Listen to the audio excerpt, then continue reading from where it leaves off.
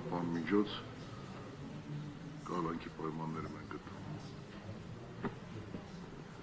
Շնորհակալ եմ պատվարժան դատարան, նախ դիմում եմ դատարանին սույն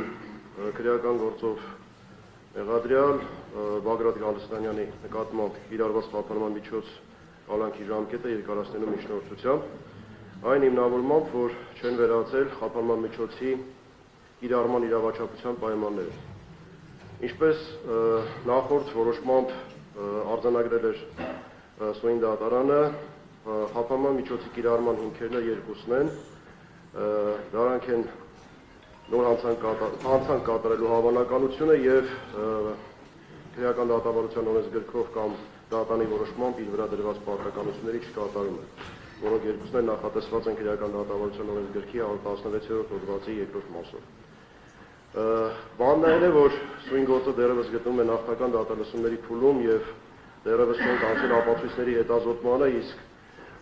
Գալստանյանի մեղսագրվող արարքի առանձնահատկությունները վարույթի նյութերում առկա փաստական տվյալները վկայում են, որ վերջինս առանձնակի եւ առանցքային դերակատարություն է ունեցել մեղսագրվող ենթադրյալ արարքի կատարման գործընթացում, նախապատրաստման գործընթացում, նախապատրաստության եւ բավարար հիմքեր կան ողջամտորեն կանխատեսելու, որ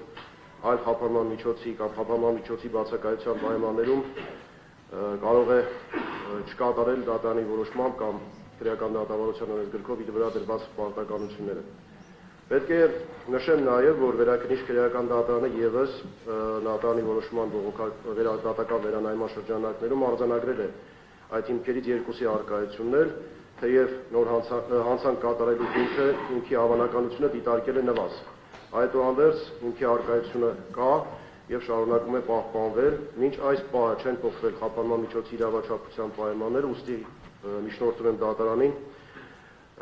Գալստանյանի նկատմամբ կիրառված խափանման միջոցը երկարացնել եւս 3 ամիս ժամկետով։ Շնորհակալ եմ։